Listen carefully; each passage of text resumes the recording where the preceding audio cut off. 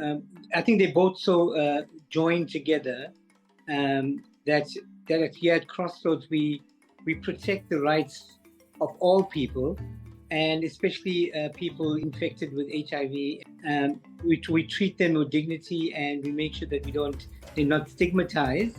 In South Africa, we have one of the best constitutions in the world. Children's Charter here in South Africa as well, that our children have a right to education, they have a right to food and nutrition, they have a right to primary health care. Unfortunately, that's not executed properly. We find there's a huge lack in terms of people's rights, and obviously it's not done intentionally, but the hospitals are so far away that many of our HIV sufferers just can't get to it because they don't have the transport and they have the means to get to a hospital or clinic for their prophylaxis. Many of the kids as well, unfortunately don't have food because their parents have either died and their grannies are living off a stipend grant, and they can't afford to feed 5, 6, 7 kids. And so our kids are robbed of their rights because there is no nutrition. Our schools are so dilapidated and so far away, and our kids don't have the facilities in any way to have quality education. Our classrooms are overcrowded, so there's huge violations of rights of the people here in South Africa.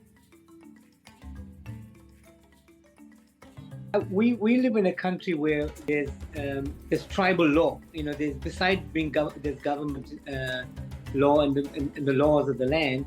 There's also what we call tribal law. So we have a king, and we live under the rule of the king. And so many of the communities we work with, mainly the Zulu community, the women are subservient in their hierarchical understanding.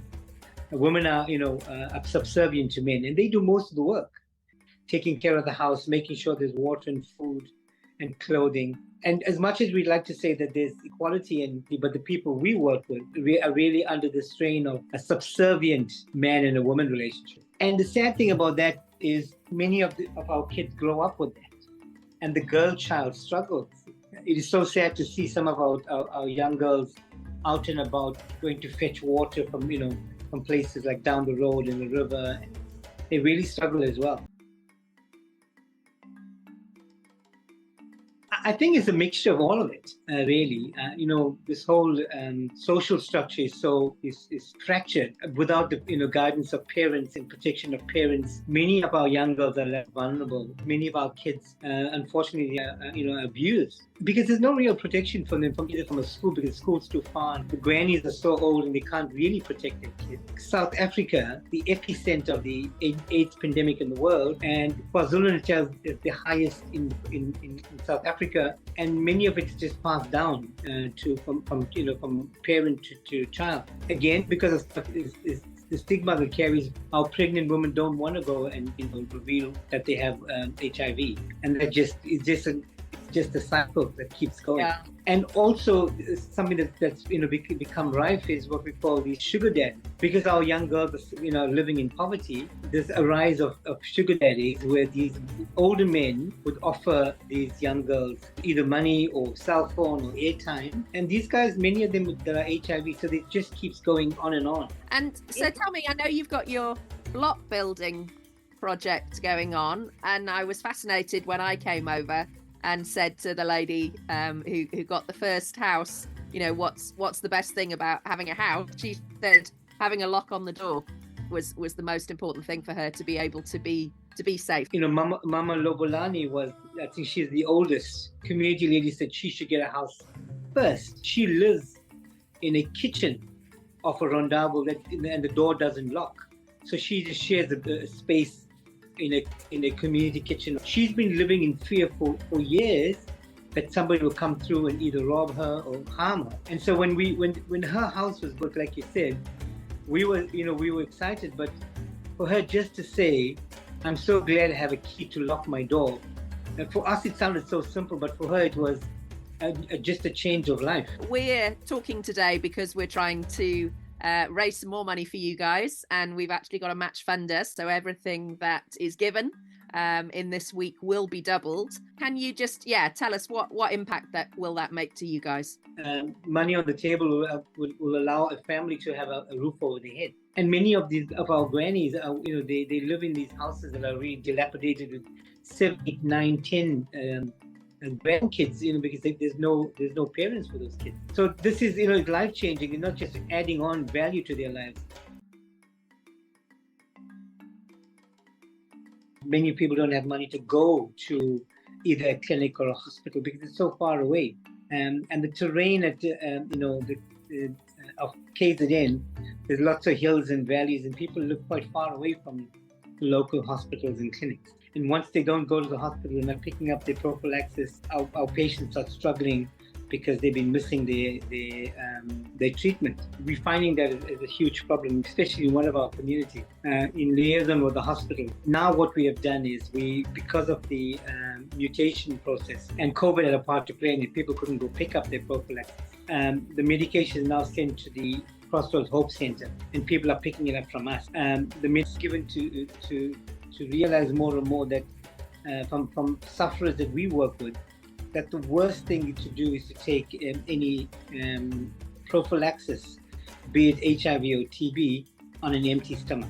Some of the guys would say to me that it's better just to rather die than take the antiretroviral without food. The HIV support group ladies are part of the baking project, so they assist with also cooking the soup. So why the baking project started was because the tuck shop, they had closed down, and then the other people in the area were selling the bread and stuff, the necessities what people needed at a very high price. So we use the support group ladies to kind of meet the need in the community, and also because they're unemployed, so they were given a job to do. And also what they do is they also help in providing meals for the rest of the community.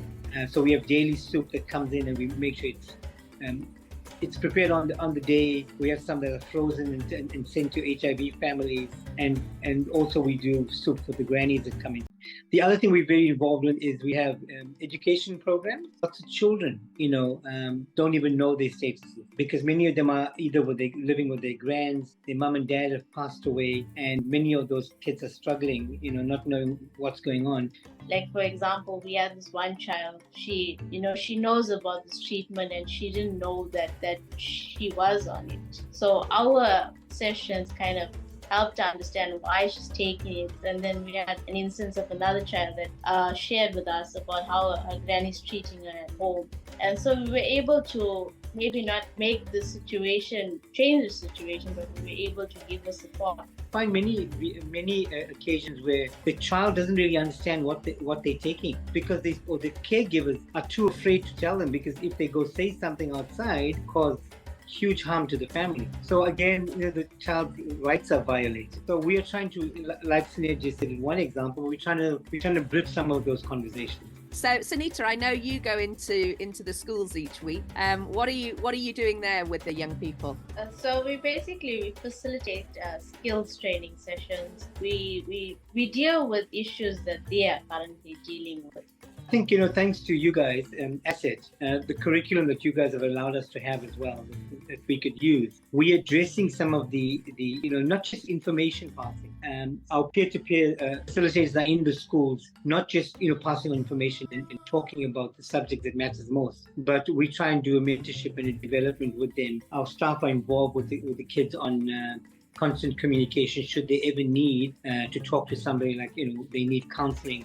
So the peer-to-peer has been really been instrumental in helping us reach our youthful